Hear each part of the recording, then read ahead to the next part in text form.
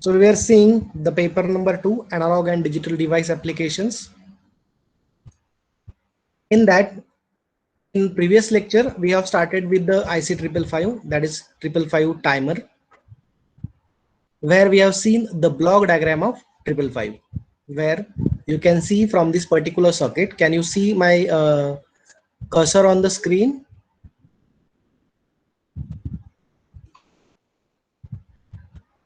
Can you see my cursor? Yes, sir. Yes, okay. So what we have started is that we have IC 555, this particular half like moon structure that indicate that this is the front end of the IC 555, and from the left side of it we have started with the pin number 1. So pin number 1 is ground, pin number 2 is trigger, 3 is output, 4 is reset. So I have gave them like a shortcut that is called GTOR, and the next that is called a control voltage, threshold, discharge, and the VCC supply that is called as a CTDV. So GTOR, CTDV, this will be the shortcut to identify each and every name of the IC 555 pin. So what we have seen that why the name 555 came, because there are 3 5 kilo ohm resistor. They are connected in between 8, that is plus VCC supply pin, and in between 1, that is a ground pin. So this 555 will generate a voltage divider network. This is a voltage divider network that will generate a reference voltage for the comparator 1 and comparator 2. So operational amplifiers are used as a comparator. So comparator 1's non-inverting terminal is connected to the 555, what we call as a 555 resistors, where we can see from this 555 divider, you will see that the voltage at this point to the non-inverting terminal of the comparator 1 will be 1 divided by 3. So 1 resistor means with respect to ground there is only 1 5 kilo ohm, and in overall circuit we have a 3 5 kilo ohm. So 1 divided by 3 into VCC, that will be the reference to the plus of this comparator 1. So what was for the comparator 2? It was nothing but 2 divided by 3, that is called as 2/3 VCC. So this will be the reference voltages to the comparator 1 and comparator 2. So comparator 1 is inverting terminal or negative terminal is connected to trigger 2. So what we will do, we'll trigger this pin number 2, so that what will happen, this comparator's output will be high, and the output high is connected to S of the flip-flop. This is SR flip-flop, so it will set the flip-flop. So at the output of this particular flip-flop, the Q bar means the negation of the output is connected to the output driver, while the output driver has again a 1 bubble, so that will again create the inversion of it and will have a output is equal to 1. So when comparator's output, comparator 1's output is high, it means it will set the flip-flop, Q bar will be 0, and again inverted into output driver, it will give us output 3 is equal to 1. Means if we trigger the comparator 1, output will be 1. So how the output will be 0? So that is nothing but a comparator number 2 is working. So where we have a threshold voltage.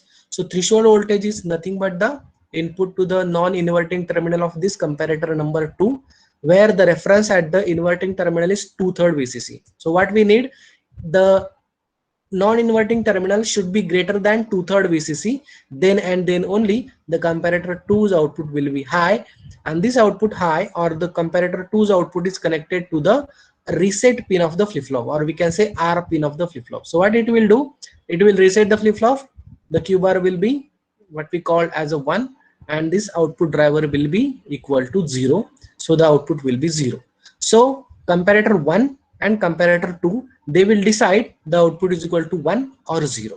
So we have seen the last lecture, the monostable multivibrator, where the trigger pin will set the flip-flop, and after some time, that is the RC network that is connected in between 7 6, so that it will give us a pulse of a fixed time duration. We have seen that 1.1 into R into C, that was the formula. So now what we are going to see today, the revise of the 555 sockets or ICs pin diagram. So again, the pin number 1 is the ground. It connects the 555 timer to the negative, or we can say 0 of the supply. The pin number 2, what we are going to give the pin number 2 is the trigger. So this is the negative input to the comparator number 1, because the comparator number 1's inverting terminal is connected to trigger. So what we required, we required is that it should be, what it should be, it should be less than 1/3 VCC. So how it should be? So it should be like a negative pulse on this pin. So if we give a negative pulse to this pin, the voltage absolutely goes to less than the 1.3 VCC, and that will cause the output of the comparator 1, it will switch from low to high, and in this way we can set the flip-flop, and finally the output 3 will be equal to high. Pin number 3, this is the output. The output is nothing but, we can connect this output to the external socket, or if we have a small speakers, LEDs or motors, we can directly connect it to it. So what we required in here is the output current. So output current is 200 milliampere. So it can take 200 milliampere, or it can give 200 milliampere to the external world with a VCC of 1.5 volt. Pin number 4, this pin number 4 is a reset pin. So this pin number 4 is connected to the flip-flop. So what will happen when the reset is pressed, all the socket will be resetted and the output is equal to 0. So if we don't require this particular pin number 4 to reset the flip-flop, what we need it to connect it to VCC, means logic 1, so that this is active low input. And if we connect it to logic 1, or we can say 1, so what will happen, the reset is always is equal to 0 because of the bubble that is given to the flip-flop, and that will not reset the particular flip-flop. Pin number 5, that is a control voltage. So we are not using the control voltage pin for any of our applications, but why we required a pin number 5 in here, because this will control the timing of the 555. So if we know here the inverting terminal of the comparator 2 has 2/3 VCC, this is the reference voltage. If we need to increase the reference voltage, we can have a control voltage connected to this pin, so that we can extend the 2/3 VCC reference to the next level, so that what will happen, it will increase the timing of this particular 555 timer. So if we are not using this particular 5 number pin, where it should be connected, so it should be connected to always ground, but it should be connected with the 10 nanofarad, or we can say 0.01 microfarad capacitor, so that it will eliminate if any noise is available in the circuit. Pin number 6 is a threshold pin. So this is again a very important pin. This is nothing but the positive input to the comparator number 2. You can see here 6 number is connected to the plus terminal of the comparator 2.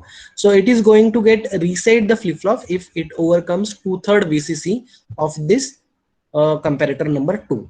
So it will like switch the output from high to low, and it will give us output is equal to 0 whenever this comparator 2's output is high. So this pin will connect, means this pin number 6, that is directly connected to the RC timing circuitry that is connected externally, so that after the timing finished, the threshold level will be increased as the capacitor is charging. It will increase and it will give us comparator's output. Output will be equal to 1 and the output 3 will be 0. When the output 3 is 0, what will happen at that time, this particular NPN transistor, if the Q bar is connected, if the reset pin is there, Q bar will be 1. This will be makes this particular NPN transistor to be in a working mode, and this 7 number pin will be connected directly to the ground, and the external capacitor that gets this particular 7 number pin to get discharged to the ground, so that what will happen, the output will be equal to 0 and the capacitor is also discharges. Pin number 7, this is the discharge pin. I have already mentioned in here that it is directly connected to the collector of an internal NPN transistor. When the comparator 2's output is 1, means reset, the Q bar is equal to 1, and finally what will have, this transistor to be in a working position, 7 number pin is directly connected to 1, means the capacitor get a discharge path from 7 to pin number 1, that is called as a ground. So this is the way the discharge pin is. And the final pin, that is called as a VCC. This is a power supply pin, and it is used for generally in between 4.5 to 15 for the TTL family 555 IC. So yesterday we have seen a monostable multivibrator. Today we are going to see a stable multivibrator using 555 timer. So what we can say, if we have to connect the 555 timer IC in a stable mode, if we want to produce a stable oscillator circuit for generating highly accurate free running waveforms, whose output frequency can be adjusted by the external connected RC circuit. It will consist of just two resistors and a single capacitor. This particular two resistors and single capacitor will generate the RC tank circuit, and it will leads to a frequency, and that frequency will be at the output of the 555 circuit. So in monostable circuit, what we have done is we have a single output, that is a one shot output, or we can say one shot pulse when triggered to its pin number 2. When we triggered the pin number 2, what will happen? We are getting a one shot pulse of a fixed duration of a time t, that is given by 1.1 into R into C. So that was done in a monostable socket. So what we required is we required two pulses, one for each trigger, so that we'll have a stable multivibrator. So the monostable multivibrator circuit stopped after a fixed time, or we can say preset time, waiting for the next trigger pulse to start over again. So in order to get the 555 as an oscillator, or we can say to operate as an astable multivibrator, it is necessary to continuously re-trigger the 555 IC. So after each, or we can say every timing cycle, we are going to trigger the pin number 2, so that we'll get a one shot pulse for both triggering. So we'll get a frequency, or we can say a continuous square waveform. So how it should be done? So it should be done by using this particular circuit. So keep in mind that what we have seen in the previous section was the pin number 2 is it was having a separate trigger pulse. So we have a resistor and a simple capacitor was, or we can say a switch was there in at pin number 2. So by pressing the switch, we are giving the trigger. But now in this case, we are not going to trigger it manually.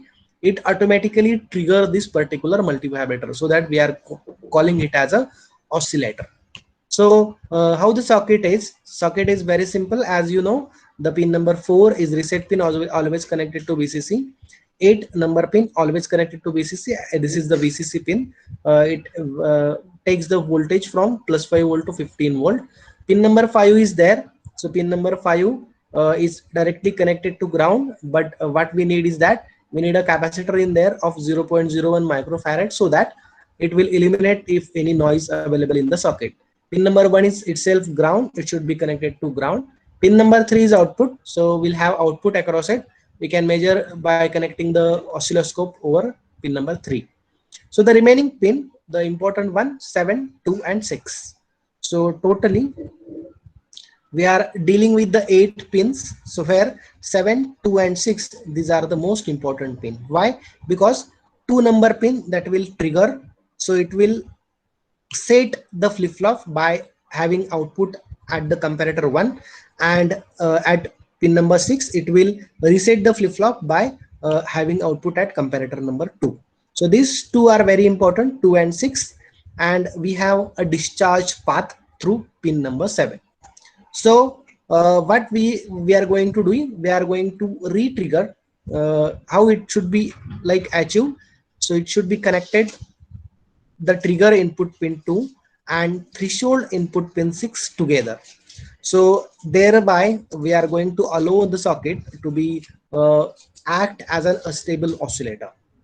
So the 555 oscillator has no stable states. Means in case of monostable state, we have one state that was stable and the other state was like a pulse. In case of this, we don't have any stable state. The pulses, they are switching from high to low and low to high continuously for forever. So in case of this, single timing resistors of the previous monostable multivibrator circuit has been split into two separate resistors. So we have R1 and we have R2. So with their junction connected to discharge pin 7, so we have R2 and R1. So previously what was doing, the 6 number pin gets shorted with the 7 number pin, because of the 7 number is directly connected to 1 number pin that is called as ground through the transistor. So what will happen now, we have a separate R2, means charging will be done. So you look at here, the charging will be done with R1 and R2, and discharge will be done with R2 only. Charging will be done with R1 R2 and discharge will be done with R2 only. So we have T1, the timing one, that is for a separate using R1 R2 and C1, and timing 2 will be there with respect to R2 and C1. So as you know, the capacitor charges quickly and discharges very slowly. So you can see in here the output will have a pulses that are the square pulses of timing T1 as 0 to 1 and timing T2 from 1 to 0. So you can see from this particular circuit diagram, you will see here, this is the internal diagram of 555 timer, and here this is the stable multivibrator circuit. So we have R1, R2 and C1. So what is in this case? So as you can see, the capacitor R1 R2, that is the plus supply is connected to the R1's one terminal, so the current will flow from R1 R2 and the capacitor C1. So capacitor C1 will get charged, so it is charging. So what will happen, so it is going to get charged and it will first take the step of 1/3 VCC. So whenever it takes the step of 1/3 VCC, so what will happen, the comparator number 1, if the trigger pin it is greater than the plus terminal, that is 1/3 VCC, comparator number 1 will get output is equal to 1, so it will set the flip-flop, and finally the Q bar is will be 0 and it is given to the output driver, and output driver will turn it to 1 and the output 3 will be 1. So you can see here, as the 1/3 VCC is there, what will happening, it the switches from 0 to 1. So what we have, it is switches from 0 to 1, output will be 1. So the third number output is 1, while the Q bar is 0, the flip-flops output Q bar is 0. At that time the NPN transistor is not working. Now what will happen, the capacitor slowly charges, so it will take time T1 because it is having resistor R1, resistor R2 and capacitor C1. So slowly it is going to get charged and it will charge beyond 2/3 VCC. So what will happen, because 2 and 6 pin they are connected together at 2/3 VCC, means if it is greater than the 2/3 VCC, pin number 6 will comes into the picture. So what it will do, it will have output of this comparator 2 will be high. Why? Because the pin number 6 has highest than the 2/3 VCC at the inverting terminal of the comparator number 2. And what it will do, the resetting of the flip-flop takes place. Resetting the flip-flop takes place means Q bar is equal to 1. As Q is equal to 0, Q bar is equal to 1, it will turn on this NPN transistor. So at that time, 7 number pin is directly connected to ground because this particular transistor is in a saturation mode. So what it will do, the 7 number pin that is disconnected from the VCC and it is connected to pin number 1 means a ground pin. So what it will do, so the capacitor, now it is fully charged, it will going to get discharged. So from where, so it will discharge to pin number 6, pin number 2, R2, pin number 7 to pin number 1. So it will discharge from pin number 7 towards the ground using R2. So the discharge time T2, it will depending upon R2 and C1. So when it is discharged, what it will happen, as we are getting Q bar is equal to 1, at the output driver it is negated and will have output is equal to 0. So you can see here, after it is greater than 2/3 VCC, output fall from 1 to 0. So it will remain 0 for time T2. So whenever it again reaches to the 1/3 VCC, means it is less than this particular comparator 2. If it is less than 1/3 VCC, the pin number trigger 2 that is connected to inverting terminal, if it is less than 1/3 VCC, what will happen, this particular comparator gets output is equal to 1. So it will set again the flip-flop to 1. So what will happen, After it less than 1/3 VCC, it will set the flip-flop. If it is beyond 2/3 VCC, it will reset the flip-flop, and at the time discharging is taken place. So charging, discharging, it will makes output is equal to 1 and output is equal to 0. So what we'll have, we have a time T1 and we have a time T2. So time T1 is due to R1, R2 and C1. It is charging the capacitor, and T2 where we are having only R2 and C1. At that time the transistor makes the pin 7 to be connected to 1, so it will discharge through R2 and C1, so that we are having a time T2. So total time T1 plus T2 is nothing but a capital T. So it will give us a wavelength from this particular part towards the this part, or we can say a time period. So if we take the reciprocal of time period, we'll have a frequency, and from that we can determine how the oscillator, or we can say a stable multivibrator, is giving us a frequency. So this is regarding this particular stable multivibrator triple five timer. So if we have to go in detail, so you can see the circuit in here, the pin number 2 and pin number 6, they are connected together, that allowing circuit to re-trigger itself on each and every cycle, allowing it to operate as a free running oscillator. So there is no manual triggering is there. It will trigger itself when it is less than 1/3 VCC, and it will going to get reset when it is greater than 2/3 VCC. So the C, that is capacitor, charging up through both resistor R1 and R2, and while it will discharge only through R2 to pin number 7 to ground. So the capacitor will charge up to 2/3 VCC, the upper capacitor limit, which is determined by the equation 0.693 inside bracket R1 plus R2 into C. So this is the charging time equation. Combination and discharge itself down to 1/3 VCC. So 1/3 VCC is nothing but the lower comparator limit, and it is determined by the equation 0.693 into R2 into C. So the derivation of this is not in your syllabus, so we are not going to take it. The result in the output waveform, whose voltage level is approximately equal to 1.5 volt, while the output will be on and off time periods are determined by the capacitors and resistors combinations. So as you can see, the T1 value, that is equal to 0.693 R1 plus R2 into C, while T2, that will have a value 0.693 R2 into C, because R1 will be absent because the pin number 7 is directly connected to ground, that is remove the R1 from the socket. So individual time, if we calculate, the charging time will be 0.693 R1 plus R2 into C, and the discharge time will be 0.693 into R2 into C. So here both the resistors R1 and R2, they are in ohms, and C, that will be in farads. So we have time in seconds.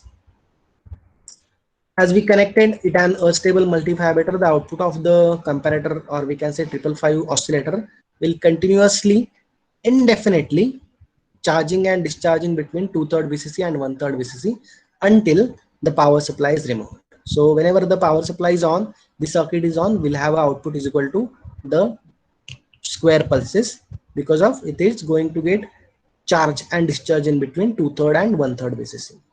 So as with the monostable multivibrator, this charge and discharge times and therefore the frequency are independent on the supply voltage. So whatsoever the frequency is here, that is not related to the supply voltage, that is just related to the values of R1, R2 and C1, that is called as a charging and discharging time.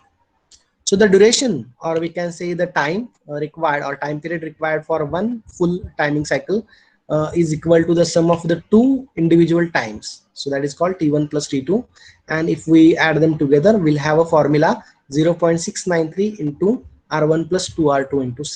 If we take the reciprocal of it, we'll get a frequency. So frequency having a formula, F is equal to 1 upon T is equal to 1 upon 1.44 divided by R1 plus 2R2 into C. So by choosing the value of R1, by choosing the value of R2 and C, we can have this particular as a stable multivibrator, or we can say a square wave generator. Duty cycle is another important factor, where we have a mark to space ratio, and that is nothing but T on divided by T on plus T off, or we can say duty cycle. So duty cycle is calculated like R1 plus R2 divided by R1 plus 2R2. So this will be the on, and this will be the T total, R1 plus 2R2. So this will leads to the duty cycle of this particular a stable multivibrator. So this is regarding this particular point that is called as a stable multivibrator. If you have any questions on this topic, you can ask me. Any questions on this particular topic? Sir, what are the uses of this timer, sir? Okay, very well. The 555 timer